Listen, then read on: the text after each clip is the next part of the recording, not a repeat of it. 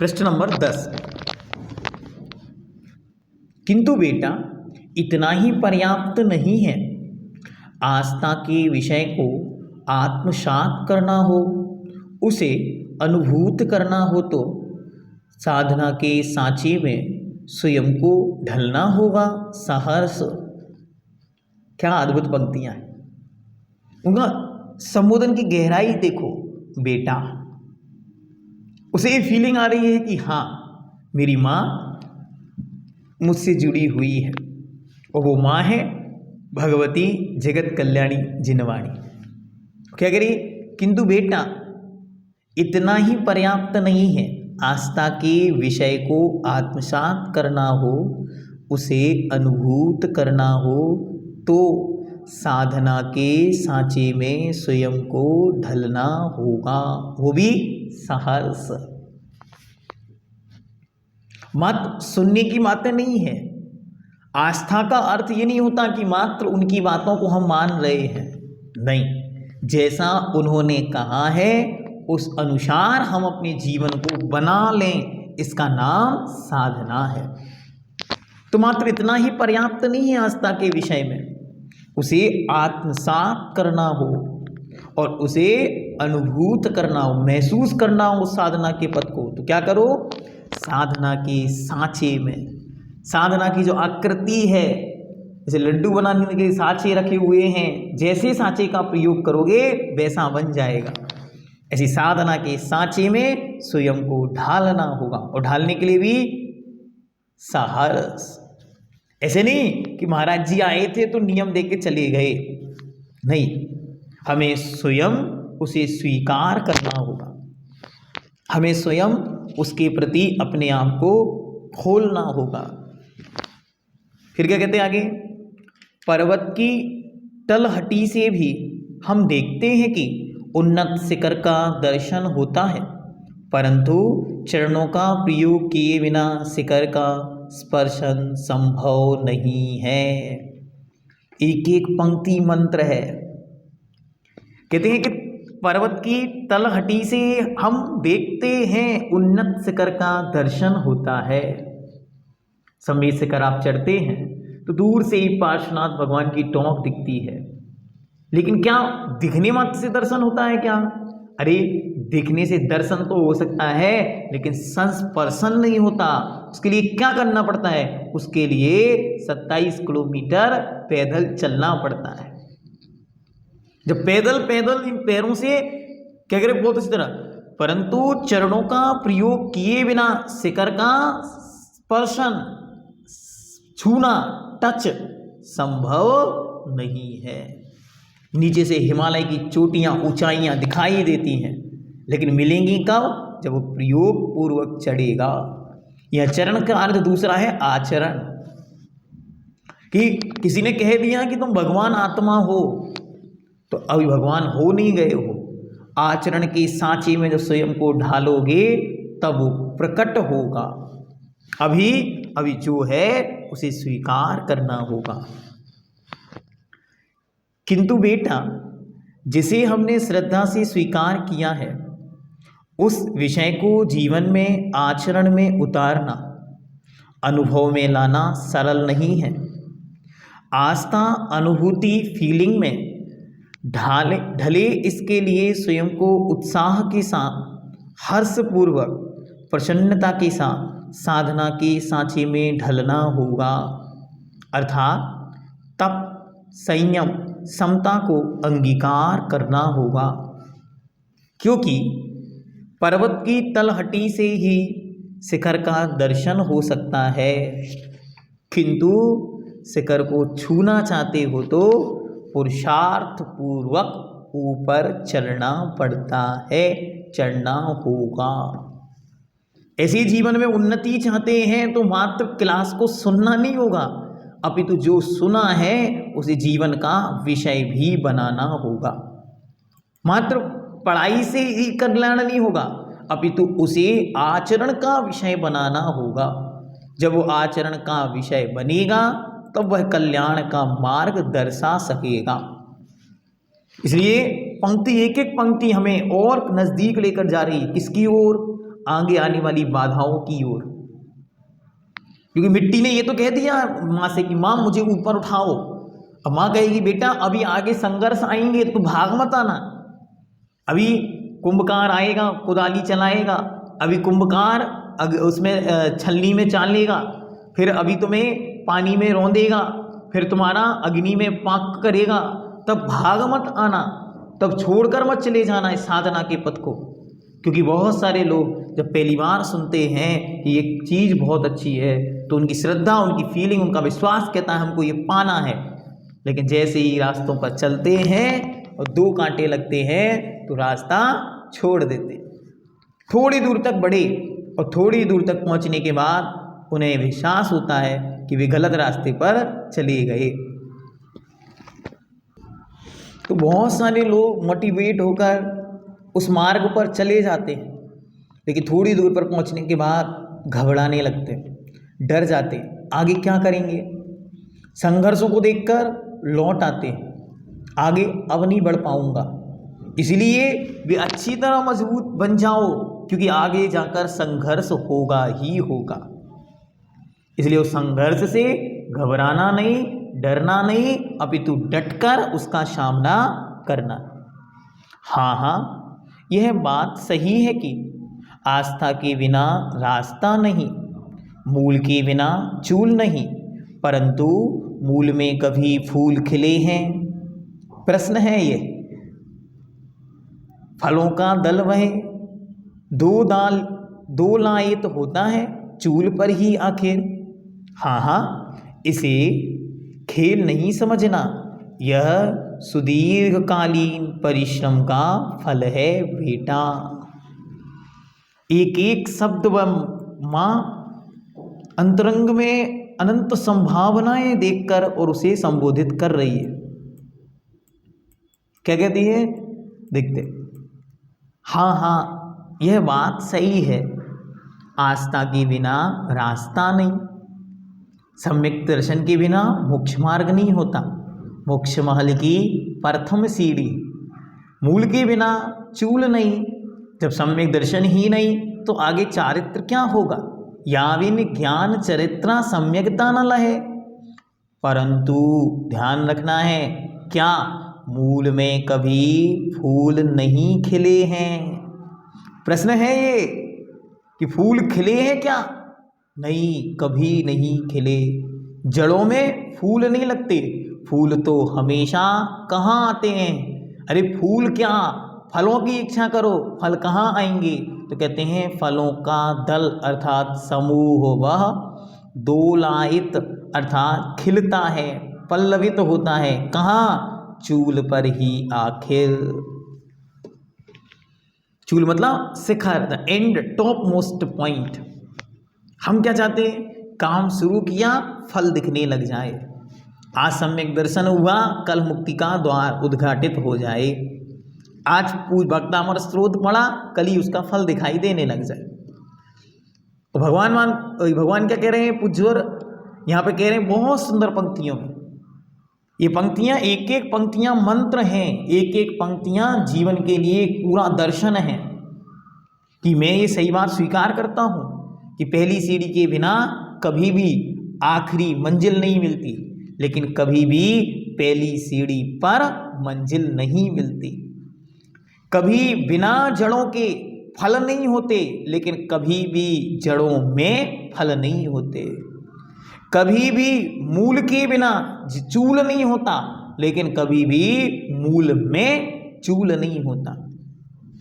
ये विश्वास है, स्वीकार करना पड़ेगा कि जिसे हम चाह रहे हैं कि आज ही सब हो जाए, आज ही सब नहीं होता। क्या, धीरे धीरे रे मना, धीरे सब कुछ होए, और माली सींचे 100 घड़ा, ऋतु आए फल होए। कि हम ये सोच रहे हैं कि आज ही सब कुछ हो जाए, आज सब कुछ नहीं होगा। उसे एक स्टेप वाइज चलना होगा, पैरों का प्रयोग, आचरण का प्रयोग और चरणों का प्रयोग करना होगा, तब जाकर फल तो वहीं लगेंगे। कहाँ, ऊंचाई पर। हाँ, इसे खेल नहीं समझना। आज बीज बोया है तो फल खेल नहीं समझना। कोई एक बालक था और उसको एक वृक्ष का रोपण करा दिया और उससे कहा इसको देखना बढ़ रहा है कि नहीं। उसने कहा ठीक है। वो रोज जाता है, उसको निकालता है और देखता है बढ़ रहा है कि नहीं, फिर वापस लगा देता है। अब आप बताइए कितने दिन तक बढ़ेगा? धीरे धीरे वह नष्ट हो जाएगा। ये कोई खेल नहीं है। फिर ये क्या है? यह तो सुदीर्घ अर्थात बहुत लंबे काल के परिश्रम का फल है बेटा। श्रद्धा बहुत मजबूत, बहुत दृढ़ होगी, वो समय लेगी और जब उसे पर्याप्त समय प्राप्त होगा तब वह एक अद्भुत फल को प्रकट करेगी। ऐसे एक बीज है जो माटी में बो दिया गया है, जब वह एक पर्याप्त समय लेगा तब वो विशाल वृक्ष बनकर विशाल फलों को उत्पन्न करेगा।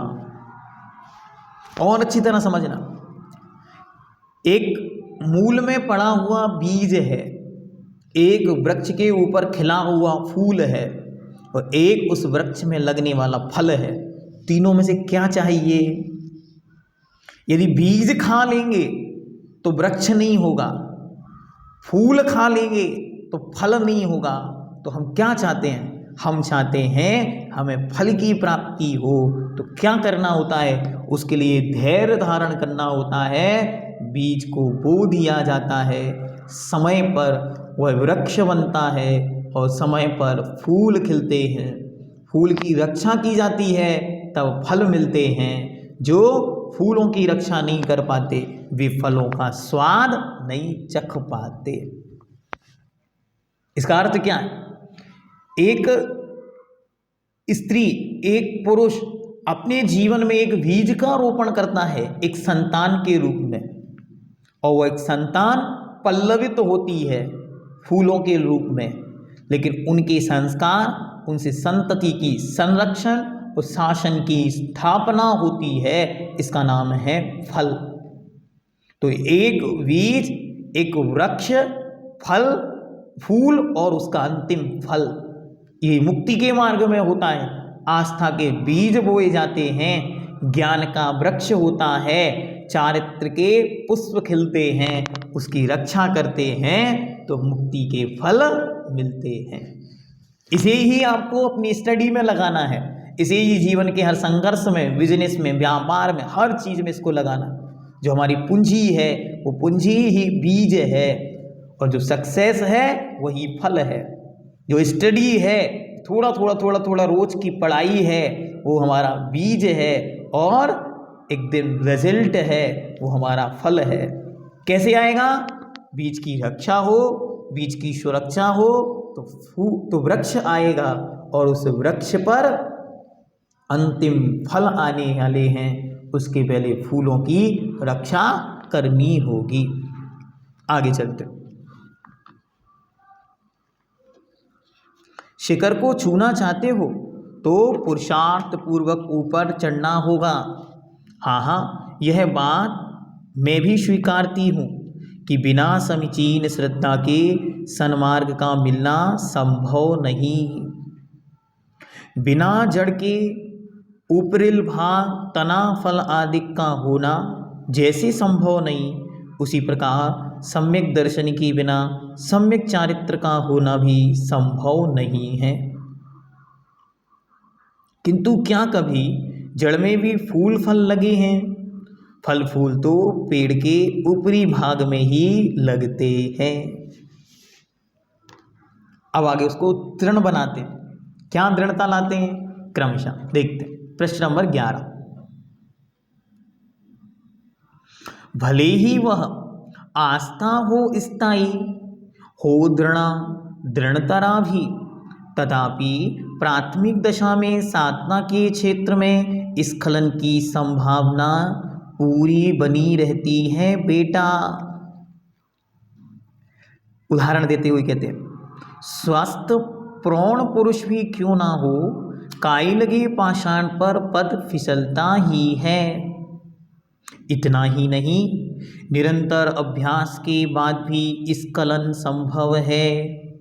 वर्षों वर्षों से रोटी बनाता खाता आया है, तथापि वह पाक शास्त्री की पहली रोटी कड़वी क्यों बनती बेटा?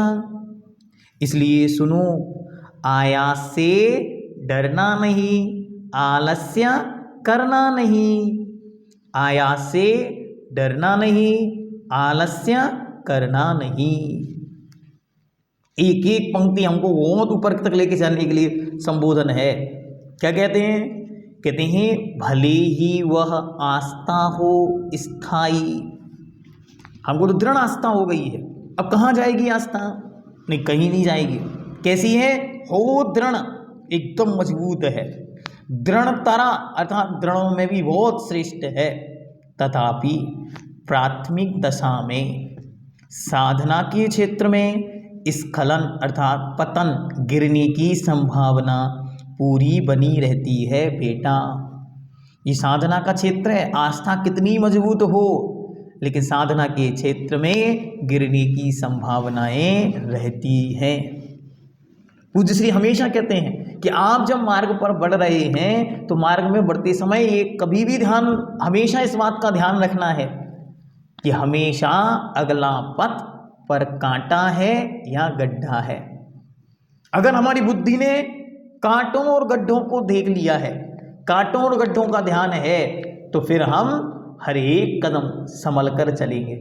और अगर बुद्धि को ये विश्वास हो गया है कि रास्ते में कोई कांटा नहीं है, कोई गड्ढा नहीं है, तो फिर स्खलन संभव है, फिर पतन संभव है। कहीं भी जाकर ठोकर लग सकती है, कहीं भी जाकर कांटा चुभ सकता है।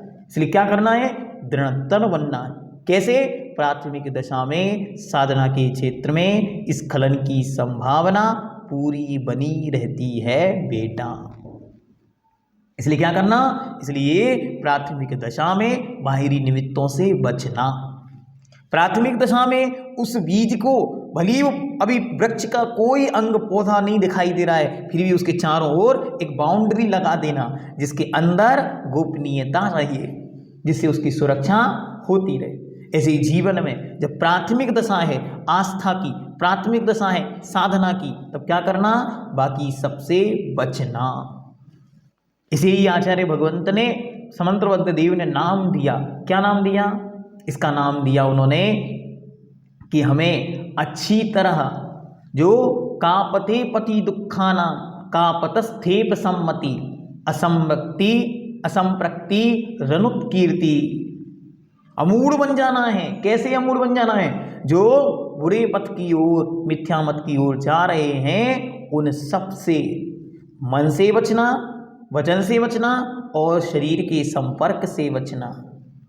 जो गलत रास्ते की ओर जा रहे हैं, जो हमारा लक्ष्य नहीं है, जहाँ वो हमारा उद्देश्य नहीं है, जो हमारे उद्देश्य से भिन्न है, उनसे मन से भी बचना, वचनों से भी बचना और काय के संपर्क से भी बचना। ये सम्यक दृष्टि को अनिवार्य बना दिया। सम्यक दृष्टि, जो अपने लक्ष्य की ओर बढ़ रहा है उसका नाम सम्यक दृष्टि। जो अपने लक्ष्य की ओर जाता है उसका नाम सम्यक दृष्टि। द पथ ऑफ सक्सेस, जो अपने जीवन के लक्ष्य की ओर बढ़ रहा है, उसके रास्ते पर उसे संपूर्ण बाधाओं की जानकारी होना अनिवार्य है। क्यों? और उदाहरण बतलाते हैं। स्वस्थ प्रौढ़ पुरुष भी क्यों ना हो, काई लगी पाषाण पर पथ फिसलता ही है। कितना ही अच्छा समझदार व्यक्ति है, सब लोगों से कहता संभल के चलना, संभल के चलना, संभल के चलना, और उसका ही पैर फिसल जाता है। हाथ पकड़ के दूसरों को रास्ता पार कराता है और खुद कहीं अटक जाता है। ये क्या है? ऐसा होता है। इतना ही नहीं, निरंतर हमेशा अभ्यास के बाद भी स्खलन संभव है। ये नहीं सोचना कि अरे हम बहुत प्रौढ़ हो गए हैं तो अब गलती नहीं होगी, अभी भी संभव है। कैसे? प्रतिदिन वर्षों से रोटी बनाता खाता आता है, आया है, तथापि वह पाक शास्त्री की पहली रोटी कड़वी क्यों बनती बेटा? माताओं, आपसे पूछ रहे हैं आचार्य भगवंत कि पहली रोटी कड़वी क्यों बनती? पहली रोटी के समान ही सारी रोटियां क्यों नहीं होती? अरे पहली रोटी ऐसी गड़बड़ क्यों बनती है? अरे कल भी तो बनाई थी, अभ्यास कहाँ गया? ये सिस्टम है। इसलिए सुनो, क्या करना? आयास से डरना नहीं। आयास मतलब प्रयास, प्रयास से डरना नहीं और आलस्य करना नहीं। अपना काम हो गया, अब आराम से घोड़े बेचकर सो जाओ, नहीं, ऐसा नहीं। निरंतर प्रयास करना, निरंतर उस कार्य में लगे रहना। निरंतरता बहुत बड़े उपयोग की वस्तु है। निरंतरता हमें उस मार्ग पर ले जाने वाली है। इसलिए डटे रहो। जब परीक्षा आएगी तब हम पढ़ेंगे, तो फिर परीक्षा में उतना ही लिख पाएंगे जितना हम पढ़ पाएंगे। फिर क्या करना? रोज रोज थोड़ा थोड़ा पढ़ते रहो, थोड़ा थोड़ा प्रयास करते रहो। एक बार किसी ने कहा कि मैं वहां गया तो मैंने देखा कि सारी सेना युद्ध का अभ्यास कर रही थी, तो क्या युद्ध होने वाला है? उन्होंने कहा, यदि सेना प्रतिदिन अभ्यास न करे तो जिस दिन युद्ध होगा बंदूकों में जंग लग चुकी होगी। क्या? और अच्छी तरह समझना कि हमें दुनिया के हर एक सक्सेसफुल व्यक्ति को देखकर आनंद होता है कि क्या अद्भुत व्यक्तित्व है, ऐसा हमको भी बनना है। लेकिन हम ये भूल जाते हैं कि वो जो दिख रहा है वो आज दिख रहा है, लेकिन उसका संघर्ष बरसों प्राचीन है। हमारे सामने तो एक विराट व्यक्तित्व आचार्य भगवंत विद्यासागर महाराज दिखाई पड़ रहे हैं, लेकिन उनके पीछे पिछले 55 वर्ष की साधना है और उसके पीछे भी जन्मों जन्मों का पुरुषार्थ है। हमें और आपको तो एक मिट्टी का कलश दिख रहा है, बड़ा सुंदर है, लेकिन उस मिट्टी के पीछे संघर्ष कितना लंबा है वो एक मूक माटी आपको बतलाएगी।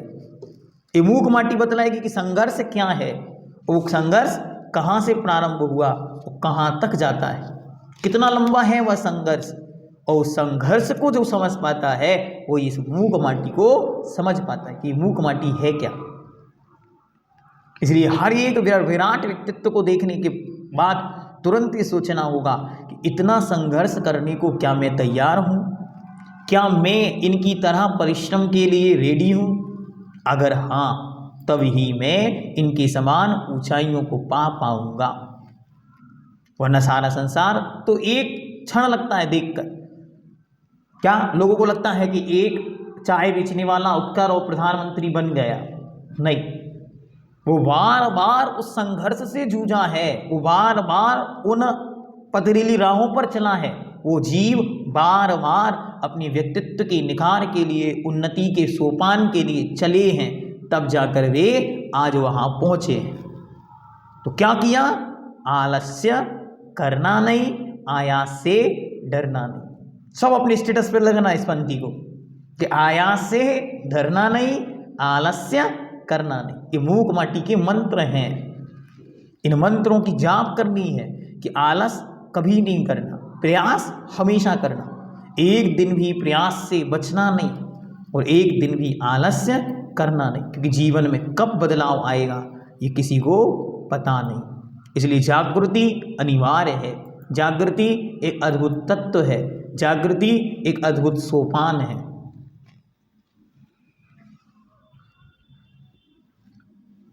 इसको देखते हैं। किंतु बेटा, सन्मार्ग पर चलना, जीवन में चारित्र को अंगीकार करना खेल मत समझना।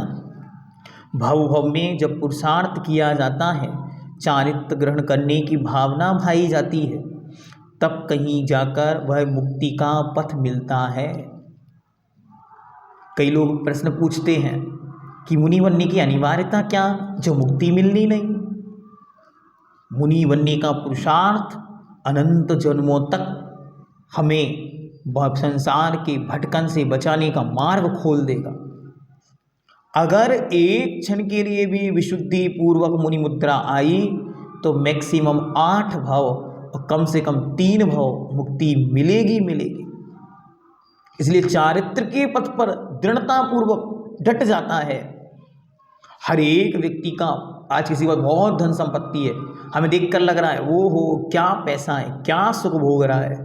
हम भूल गए कि वो पूर्व जन्म का कोई बड़ा दानी है, कोई पूर्व भवों का त्यागी है, कोई पूर्व भवों का तपस्वी है, कोई पूर्व भवों का संघर्षी है, तब जाकर आज वह शिखर पर बैठा है।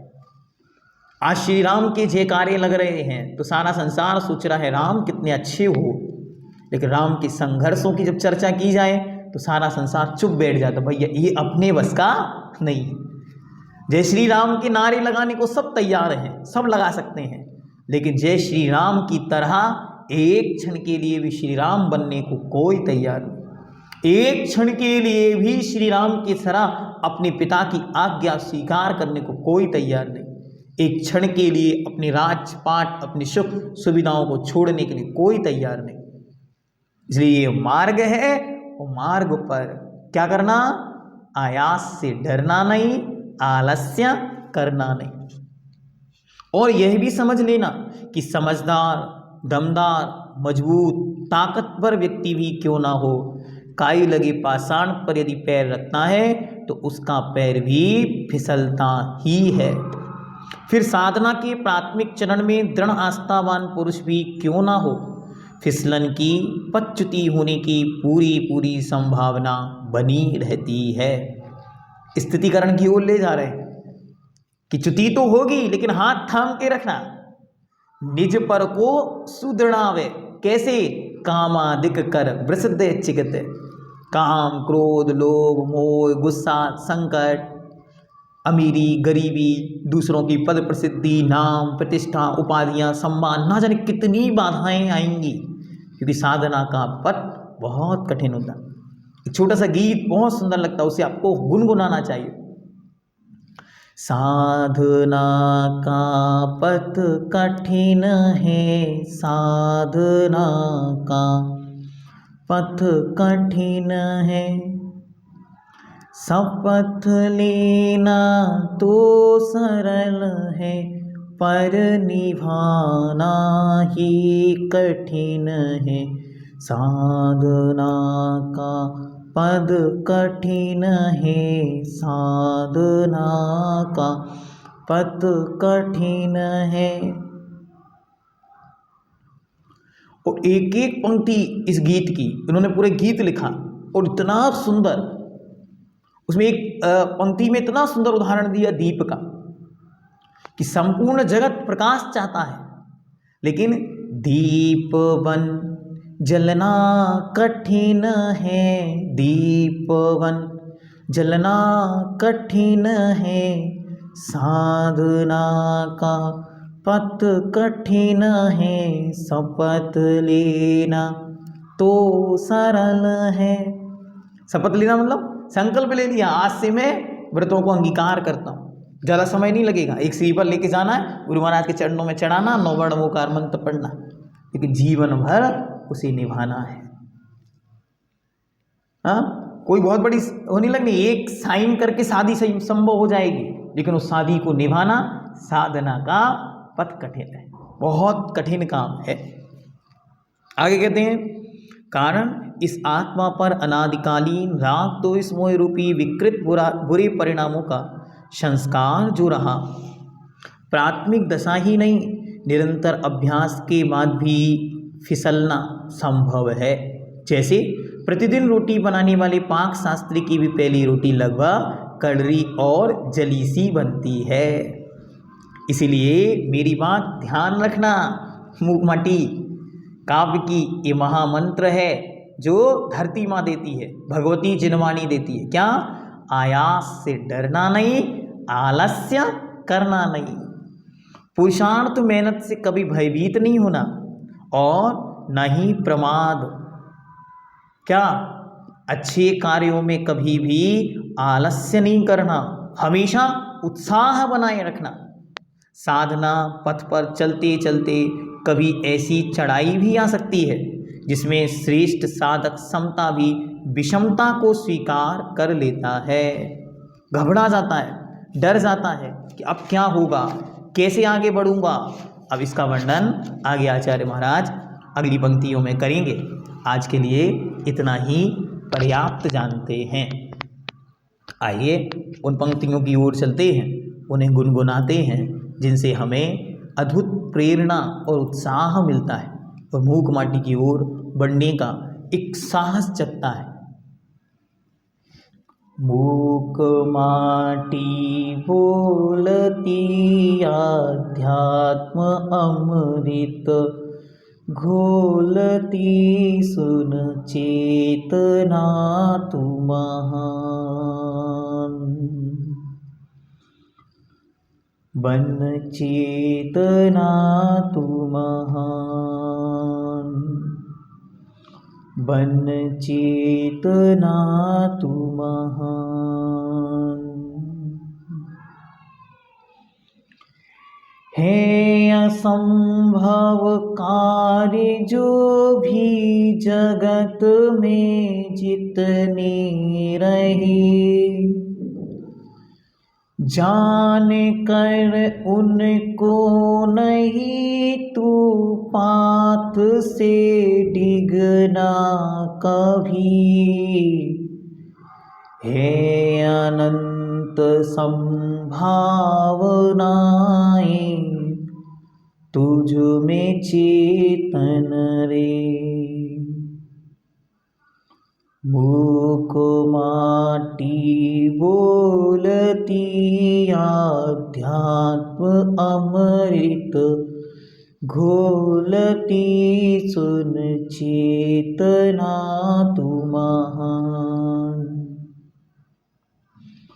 बन चेतना तू महान। बीज बट का हो भला बट वृक्ष कैसे बन गया। अरे जान तू पहचान निज की शक्तियाँ को जानता। जानना फिर मानना, पहचानना फिर साधना, चेतना तू महान। जानना पहचानना, जानना फिर साधना, चेतना तू महान। मूक माटी बोलती आध्यात्म अमृत घोलती बन चेतना तू महान। बन चेतना तू महान। णमो जिनाणम।